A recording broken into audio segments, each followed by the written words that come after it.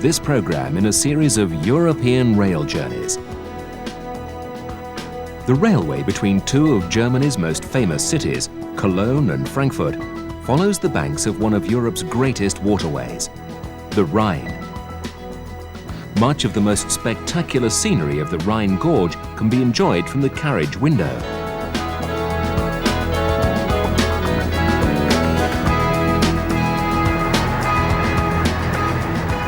The Rhine Railway follows closely the route of the river, through a land of steep vine-clad hills and romantic castles, busy towns and charming villages.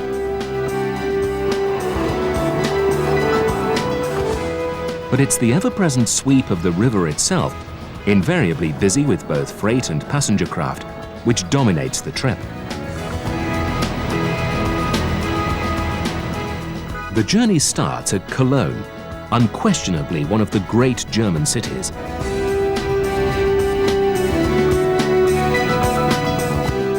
The huge Gothic Dom is the country's most visited monument, and its assemblage of Roman remains and medieval buildings is unsurpassed.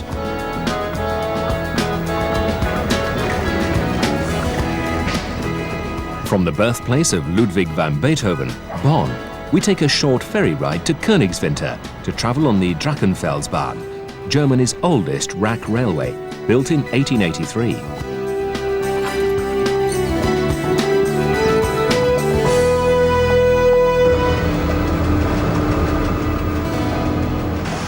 The journey ends at Frankfurt, the economic powerhouse of the country, a cutthroat financial center, home to nearly 400 banks, including the mighty Bundesbank.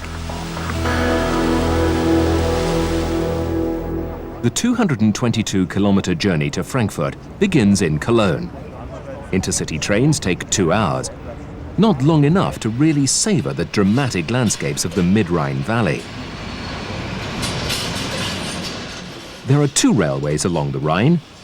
They run along the right and left banks of the river, beside some of the most romantic stretches of railway track in Europe. Hourly intercity trains run along the left bank. National and international freight trains use the right or east bank route.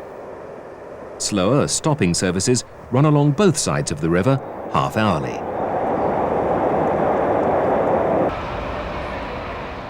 "120,000 travelers use as many as 11,000 trains every day. A Zuschlag, or supplement, is paid on all intercity trains in Germany, however short the journey, but not on the slower services. Ordinary tickets and German rail passes are also valid on the boats of the Köln-Düsseldorfer Deutsche Rheinschifffahrt passenger fleet between Cologne and Mainz.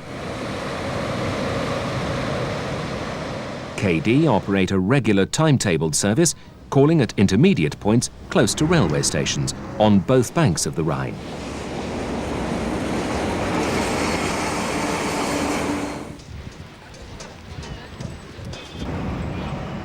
The Hauptbahnhof can be found in the center of the city. It has just been remodeled at a cost of over 100 million marks and expanded towards the Hohenzollern Bridge.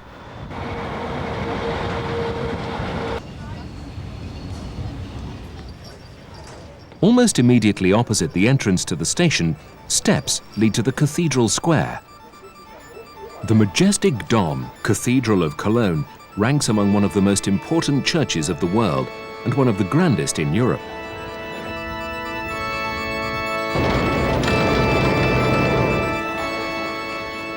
The massive Gothic edifice, which dominates the city and whose sheer scale has to be experienced to be appreciated, was designed to exceed all other churches in splendor and has since become a powerful symbol of Cologne's miraculous recovery from the Allied raids, which left 90% of the city center in ruins.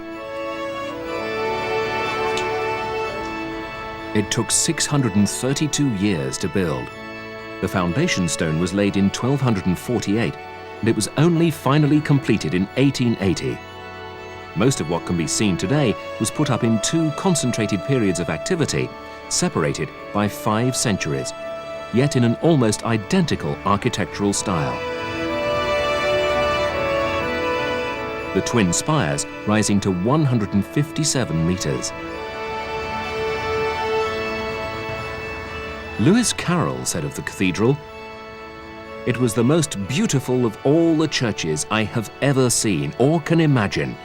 If one could imagine the spirit of the devotion embodied in any material form, it would be in such a building."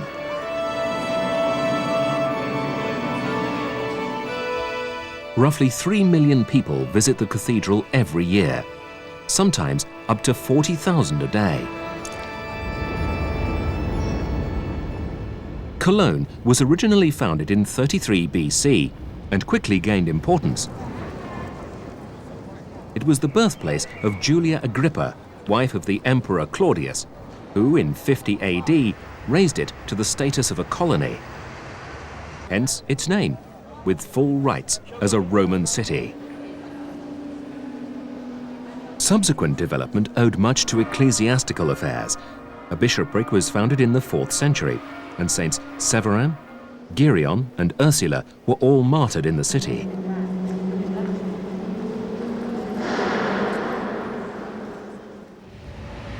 Medieval Cologne became enormously prosperous because of its strategic situation on the Rhine at the intersection of trade routes. Decline inevitably set in, but something of a comeback was made in the 18th century with a recipe imported from Italy, which involved distilling flower blossoms in almost pure alcohol. Although originally meant as an aphrodisiac, it achieved worldwide fame as a toilet water. Eau de Cologne.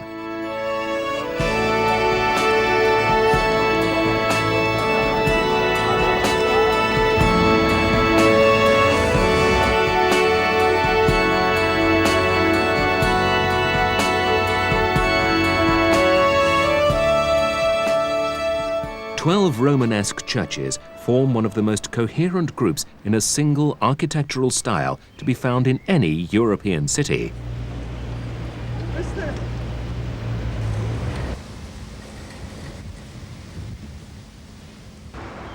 As early as 1229, the newly founded Franciscan order settled in Cologne, near the church of Saint Severin.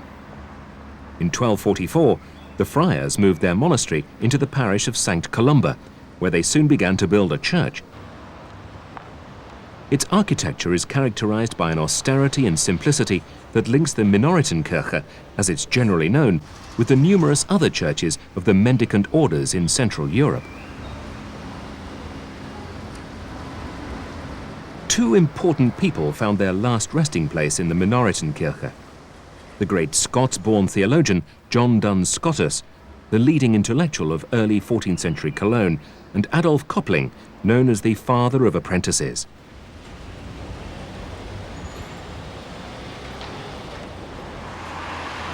The ruins of the Gothic church of St. Columba were not restored after the war. Gottfried Bohm inserted a minute chapel within the shell in 1950. For nearly 600 years, the Tower of Gros St. Martin, surrounded by 4 turrets, was the dominant feature of the Cologne skyline, not being usurped by the spires of the domes until the last century. In the Altstadt, you can find 19th century atmosphere, romantic nooks and crannies at every turn. Pubs, bars, ale houses are all waiting to be photographed. For serious beer drinkers, Germany is the ultimate paradise. The country has around 40% of the world's breweries. Kolsch beer is as much a piece of the local life of Cologne as the Dom, and may only be produced in the breweries located in and around the city.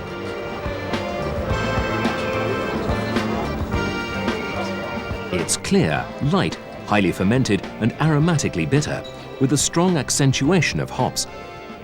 Invariably, it's served with a substantial head in a tall, thin glass, Stange, which holds 1/5 of a litre. The Kolsch served here is the driest in Cologne, and the food's pretty good too. In the traditional taverns, you're served by a Kober, a waiter in the traditional blue uniform of the brewer's lab. strangers are quickly made welcome at the scrubbed wooden tables. And you should beware. The cobras will automatically serve you with a fresh kolsch as soon as the slender glass is empty, until you say no. Visitors realize after a couple of good drafts, they're soon speaking the Rhenish dialect like natives.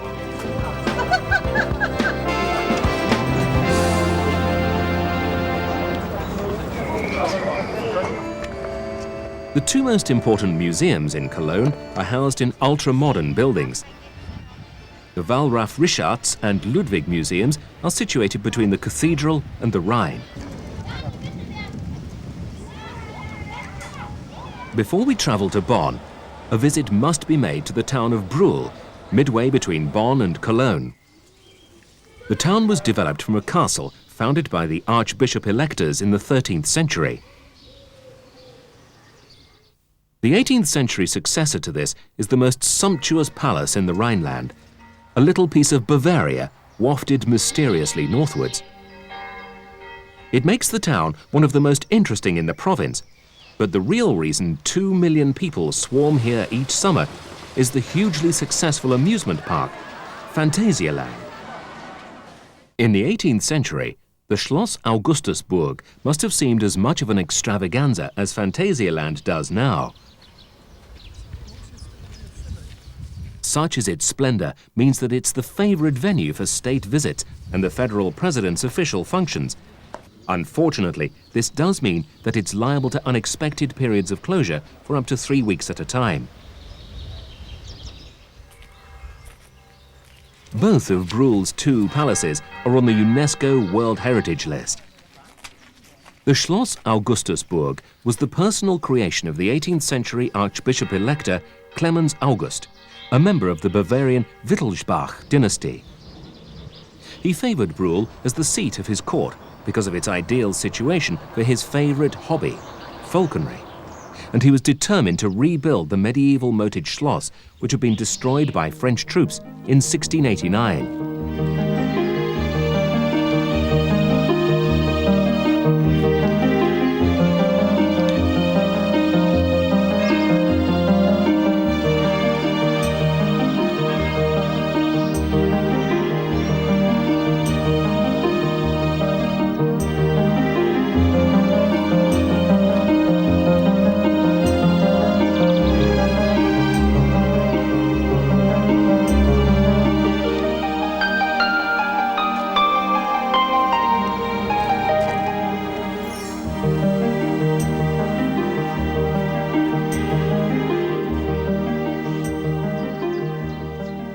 Adjoining the west front of the Schloss is the Orangery, now housing a cafe and an exhibition room. It forms a processional way to St. Maria zu den Engeln, built as a Franciscan monastery in the simplest Gothic form, until the interior was pepped up for its new function as a court chapel. A 2-kilometer walk east through the grounds of the Schloss takes you to the Jagdschloss Falkenlust, Clemens August's base for his falconry adventures.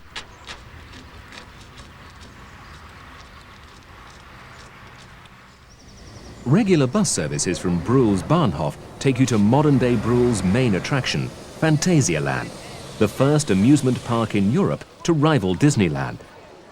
It's laid out on the site of an open-cast mine at the extreme southern end of the town.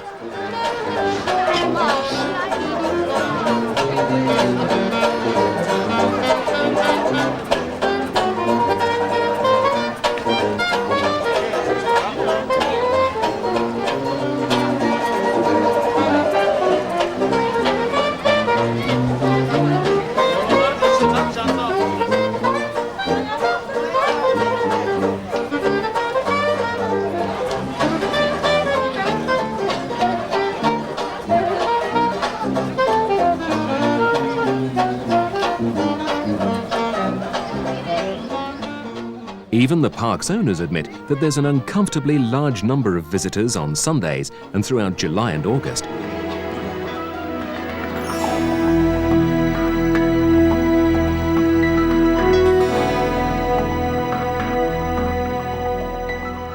The city of Bonn was the site of the first Roman camp in Germany, and later the residence of the powerful archbishops of Cologne. It has been Germany's seat of government since 1949, though since German reunification, and with Berlin once again the federal capital, it is to some extent relinquishing this role. Bonn's Hauptbahnhof lies plumb in the middle of the city, with the central pedestrian area opening out immediately before it. The bus station is close by, and along with the trams, which become the U-Bahn in the city centre, form part of a system integrated with that of Cologne. The main attractions are far more spread out than in many much larger German cities, meaning that it isn't a place easily appreciated in a hurry. As with many other European cities, the bicycle is a common means of transport.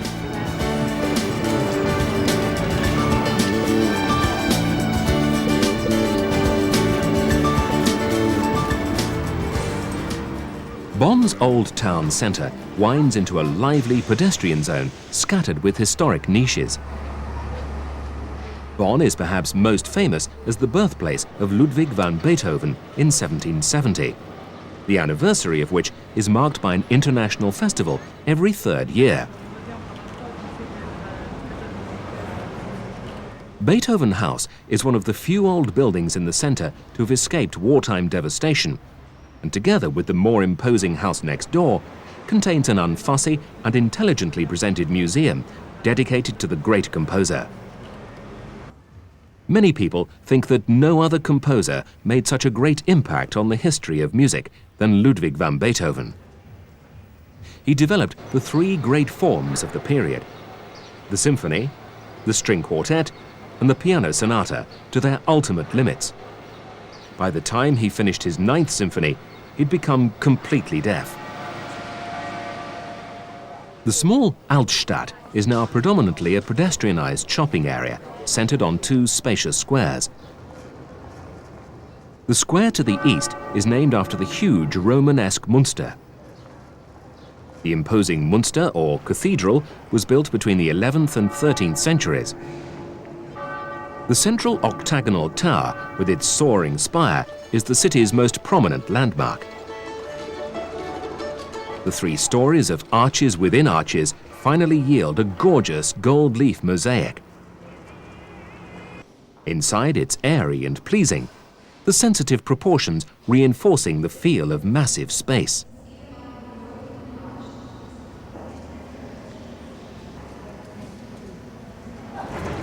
The pink Rococo Rathaus adds a touch of colour to the other square, the Markt, which hosts a market each weekday.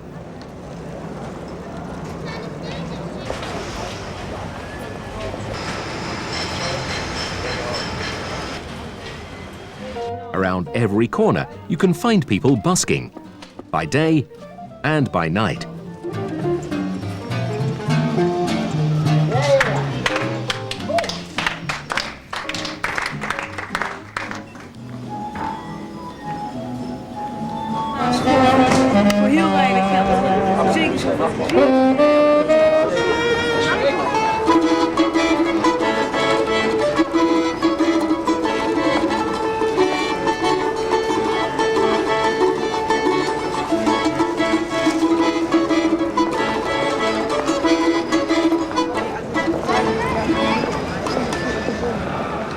The Markt is a good place to stop and have a beer, or a bite to eat and watch the world go round.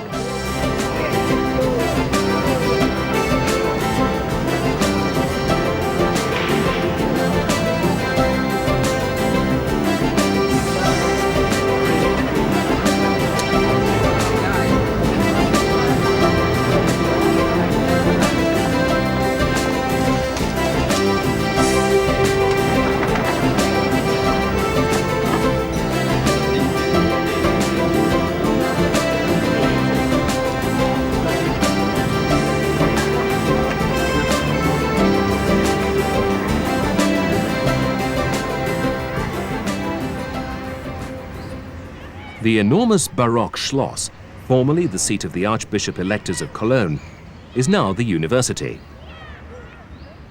40,000 students study within the Kurfürstliches Schloss, the huge 18th century palace, now serving as the center of Bonn's Friedrich Wilhelms University.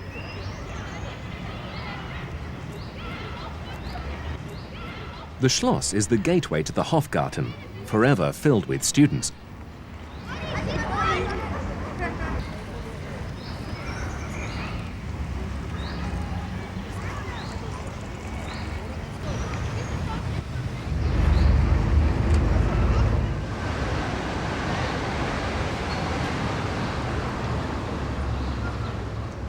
At the far end is the Akademisches Kunstmuseum.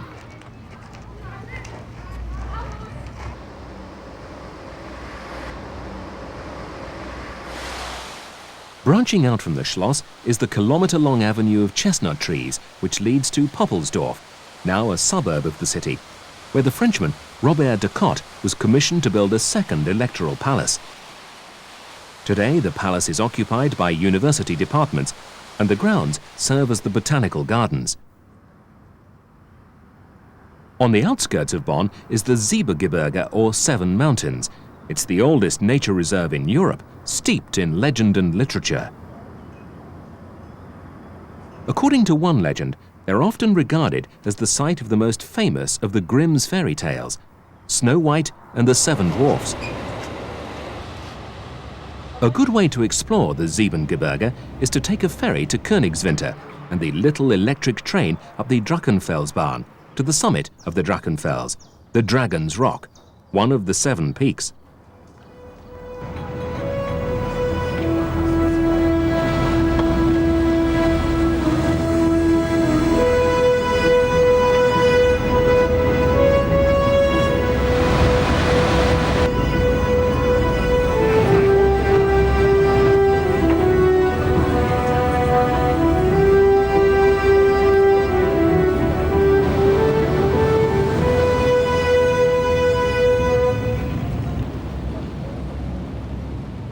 The lowest of the mountains, Drachenfels, is situated immediately behind Königswinter and is by far the most interesting. The Drachenfelsbahn is a rack rail line built in 1883 using a system pioneered in Switzerland. It's an ingenious piece of engineering and is Germany's oldest rack railway, playing a big role in making the Drachenfels the most frequented mountain in Europe. Steam trains were used up until 1953. Since then, it's been electrically operated. For the more energetic, there's a footpath, should you wish to walk to the top.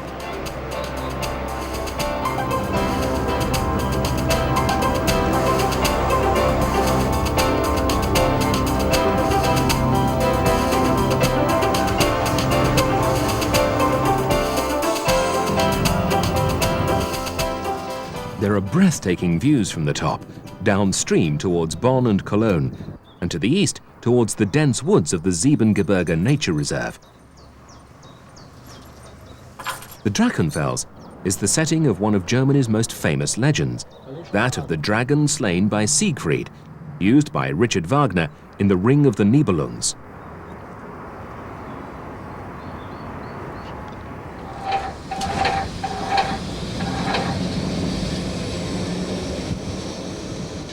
To travel back to Bonn, you could always make the return journey by ferry or take tram 66 to the city centre.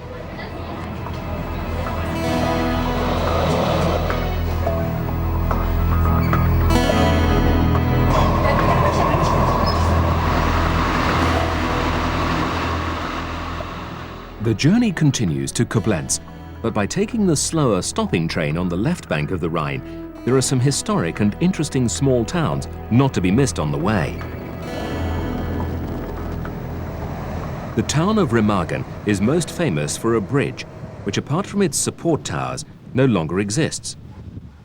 The bridge was built during World War I to aid the movement of troops and supplies to the Western Front. On March the 7th, 1945, an advance regiment of the US Armored Division reached here. The token Nazi force, which had been left to guard it, was quickly routed, enabling the Americans to establish a base on the opposite bank.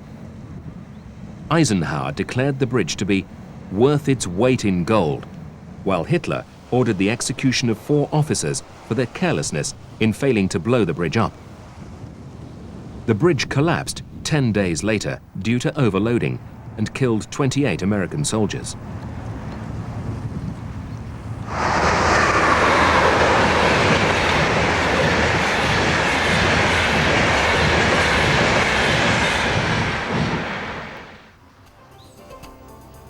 Stop and take a journey on the unique train, which has come to be known as the Rhine Express.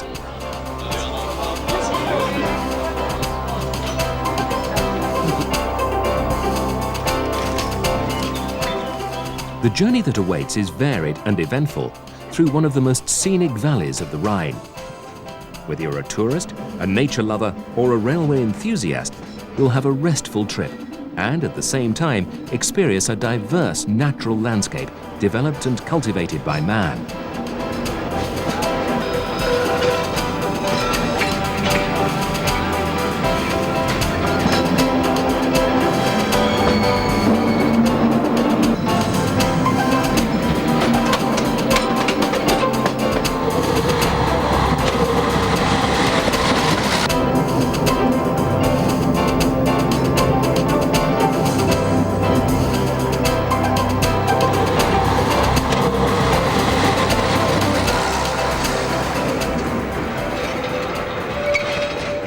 The railway carriages are pulled by steam and diesel locomotives at a speed of 20 kilometers an hour.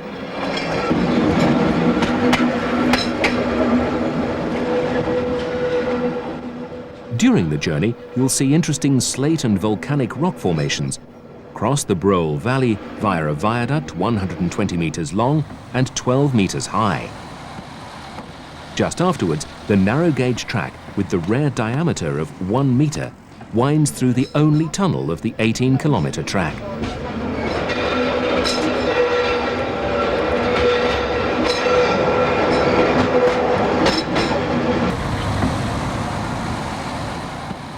Heading west by rail out of Bad Hoyen-Ahr-Ahrweiler, you pass through a string of little wine-producing villages. The rail line runs roughly parallel to the most interesting and scenic stretch of the Rotwein-Wanderweg, a walking route. Look out for the distinctive red bunch of grapes signs, which start at Bad Bodendorf and covers the 35 kilometers to Altenaar. The Ahr Valley is at its most beautiful after Bad Hoyen-Ahr-Ahrweiler, where the valley narrows and its steep sides are terraced with vines in an effort to cultivate every available centimeter. First stop after Bad Hoyen-Ahr-Ahrweiler is Walporzheim. The local wine speciality is a late Burgundy type, which you can sample in the Probierkeller of the Winzverein Walporzheim, the second oldest wine co-op in Germany. The vast majority of German wine is white because the northern climate doesn't ripen red grapes easily.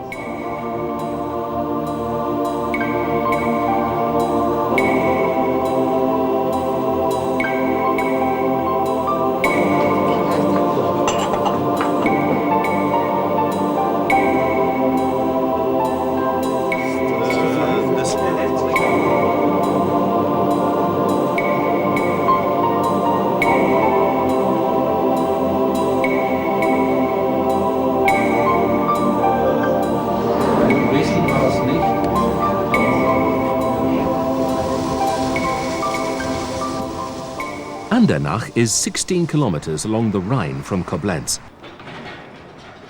The town can trace its history back further than almost any other German town. It celebrated its 2000th anniversary in 1988, commemorating the foundation of a Roman base for the campaigns against the tribes on the eastern side of the Rhine. Take a walk around the 13th century Stadtmauer, which was laid out on the Roman foundations. The walls survive largely intact, making a solid back for many later buildings, including a well-concealed row of houses. Extra defense of the southern stretch was provided by the Burg, the most important town castle in the Rhineland. Blown up by French troops in 1688, a fair amount has nevertheless survived, notably the later embellishments such as the Pulverturm and residential palace wing.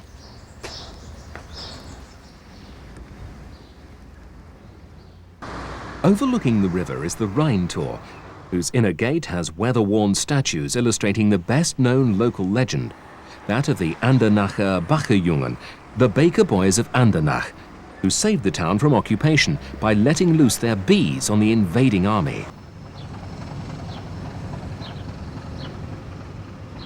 Further along the riverbank, there's a remarkable 16th century crane, whose original wooden mechanism remained in service into the present century and is still in full working order.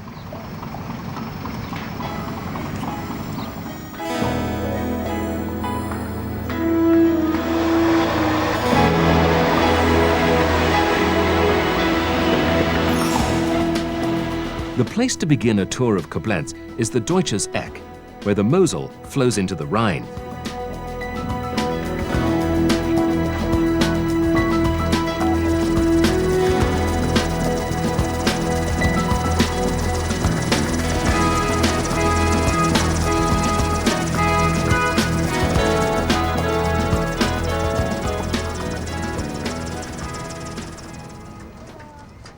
In 1897, a colossal equestrian monument in the heroic taste of the time was erected by Kaiser Wilhelm I. It was destroyed in World War II, but the base, with over 100 steps, was rebuilt and dedicated to the unification of Germany. In 1992, a copy of the statue was re-erected. The finest building in the city is close by, the Romanesque church of St. Castor. Its imposing facade has twin towers with characteristic bishop's mitre roofs. There's a good view of the church from the floral garden of the adjacent Deutsch Herrenhaus, which now contains the Ludwig Museum, housing an important collection of modern art.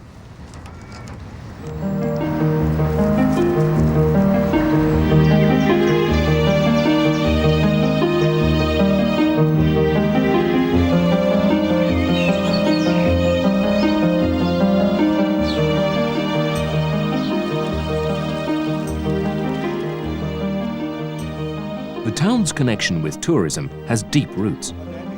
It was here in 1823 that Karl Baedeker began publishing his famous series of guidebooks. The favorable geographical location at the confluence of the Rhine and Mosel first recommended it to the Romans, who established a settlement here in 14 AD. Koblenz's heyday was between the 12th and 14th centuries.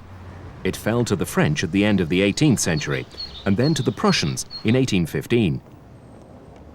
The old Rhine crane, situated at the beginning of the Rhine promenades, is one of the city's best-known landmarks. It was built between 1609 and 1611, and was originally a crane house and then a water-level house. Today, the promenades are popular meeting places for tourists and locals alike. Across the Rhine lies Ehrenbreitstein, the original residence of the electors, one of the largest fortresses in the world, with an impressive set of defenses, which the Prussians painstakingly and quite needlessly rebuilt over a 10-year period after Koblenz passed into their hands. Koblenz has a relaxed and rather faded charm. There are many picturesque corners of the city just waiting to be discovered. The old town is particularly attractive, and its beautiful old houses have been lovingly restored.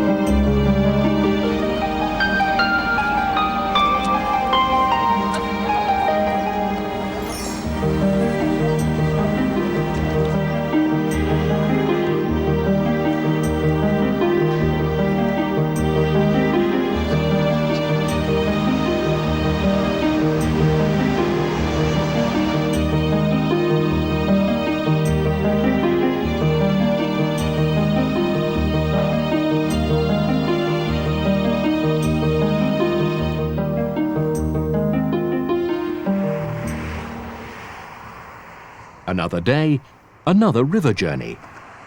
The stretch of the Rhine between Koblenz and Bingen is the most spectacular part of the entire Rhine Valley. A boat trip is an ideal way to appreciate and admire the beauty of the river. The Rhine is one of the principal rivers of Europe. It's a major European freight artery, and there's a never-ending procession of single and sometimes tandem or even quadruplet barges making their way along the river, laden with oil, coal, building materials, chemicals and containers.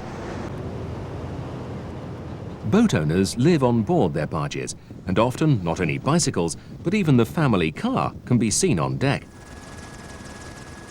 It's an awe-inspiring river, 1,320 kilometers long, accessible in every sense. The writer Heinrich von Kleist called it nature's pleasure grounds. The Palace of Stolzenfels stands 80 meters above the Rhine. Originally built in the 13th century by the Archbishops of Trier to control the mouth of the Lahn as a toll castle, hence its position halfway up the hill. Nowhere else can castles be found in such clusters.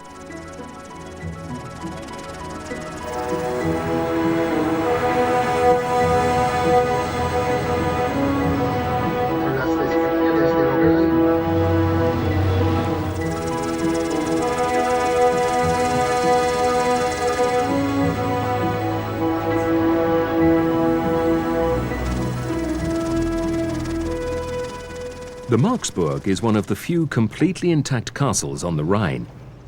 Built in 1100 as a nobleman's residence, it gets its name from its patron saint, St. Mark. The chapel in the oldest tower is consecrated to him. Boppard is a picturesque old town of Celtic origin, cradled in a curve of the Rhine and nestling in the shelter of several valleys. It's the exit point of the Hunsrück railway to Zimmern.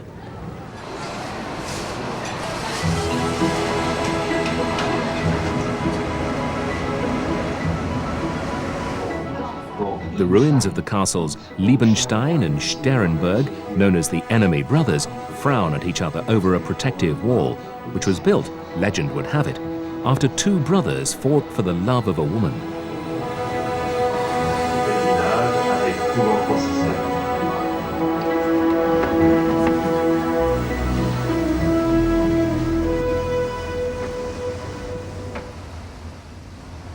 Above St. Gorshausen in Burg Katz, the partially reconstructed 14th century fortress of the Counts of Katzenelnbogen.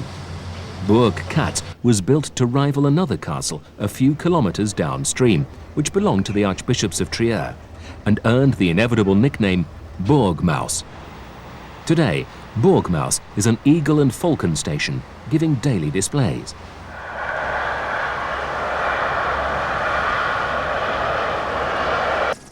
The town of St. Gor takes its name from the patron saint of innkeepers and potters.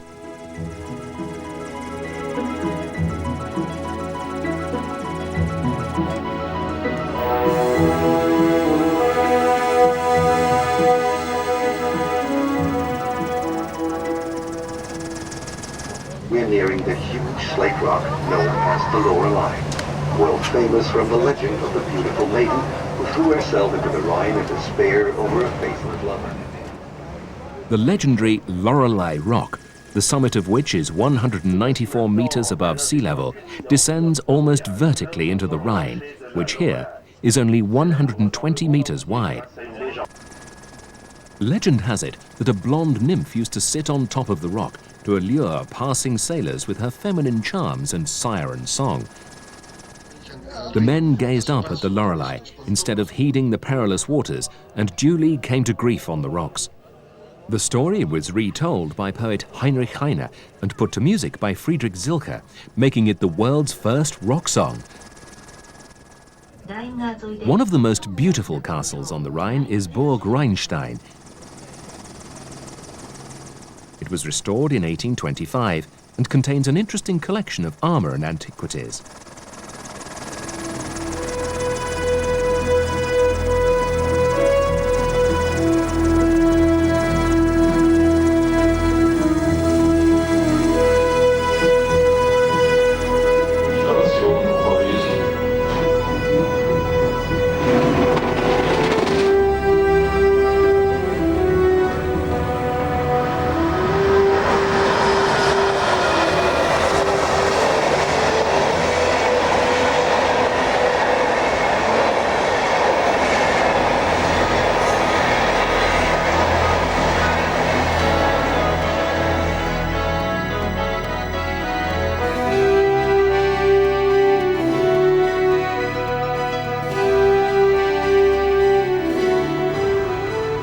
The capital of our dear fatherland was how Goethe styled Mainz.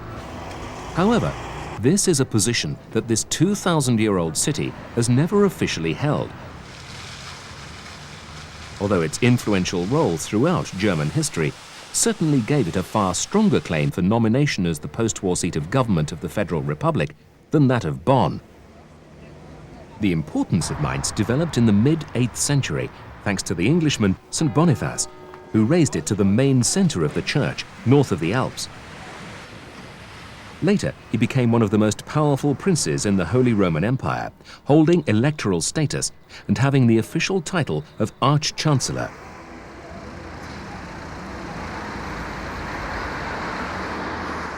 Further kudos was gained courtesy of Mainz's greatest son, the inventor Johannes Gutenberg, who was the illegitimate son of a canon of Mainz. His revolutionary developments in the art of printing made a colossal impact on European civilization. Rearing high above all the other buildings in the center of Mainz are the 6 towers of the massive red sandstone dome, which still ranks as one of the most important Roman Catholic cathedrals in the country. The center of Mainz, especially around the Dom, contains many fine old streets and squares, lined with examples of vernacular building, ranging from half-timbered Gothic to Rococo.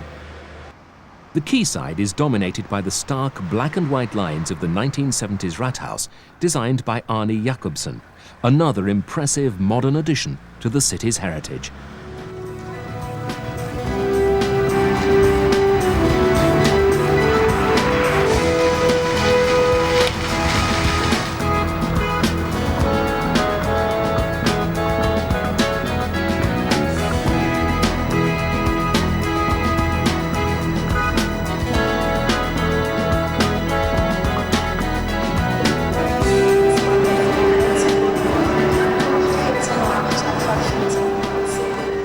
The Hauptbahnhof in Frankfurt handles one of the largest numbers of passengers of any station in Europe. The city's transport company, FVV, is responsible for bus, tram and U-Bahn services. From the station, you can walk to the city centre in about 15 minutes, or take tram 11, which takes you straight to the heart of the old city. The city's skyline has a transatlantic feel, dominated by gigantic skyscrapers. It's a thriving center of banking, finance and insurance, home of the mighty Bundesbank. They all contribute to making Frankfurt one of the most prosperous European business centers. More than 400 banks and financial institutions have their branches here. Frankfurt's stock exchange is the most important in Germany. The 2 animal statues in front of the Neue Börse, new stock exchange, symbolize the spectacular developments on the securities market, the rising bull market and the falling bear market. The Frankfurt Stock Exchange is a distant descendant of the coin exchange shop and is one of the world's major stock exchanges.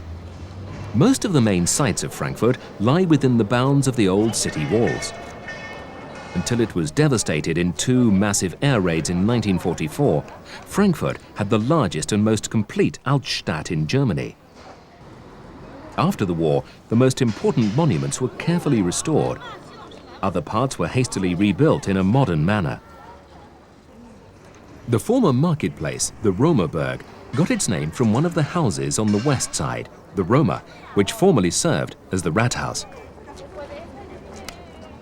On the southern side of the Römerberg is the Gothic Nikolaikirche, originally the court chapel, now a Protestant parish church. From the 15th century onwards, it was used exclusively by the city councillors and their families when they attended services.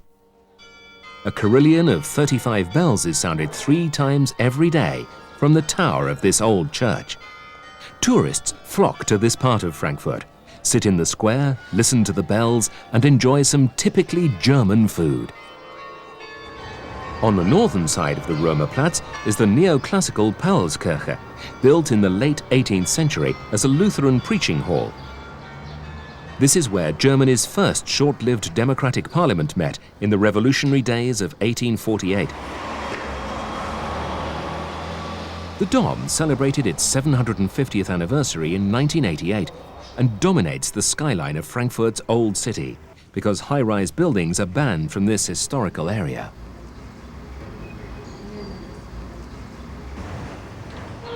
In the square in front of the cathedral are the archaeological gardens. Traces of earlier settlements were excavated in the 1970s.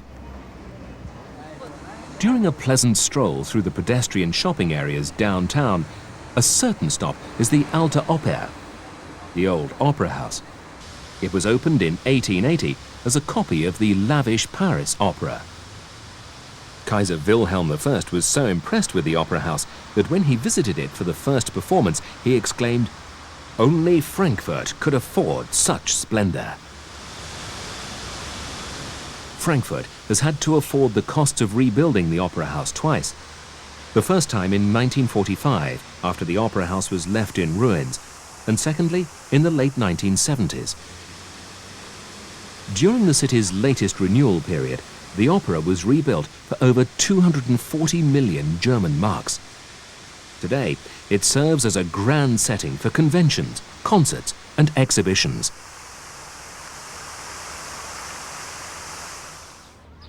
Frankfurt's zoological gardens can be easily reached by underground.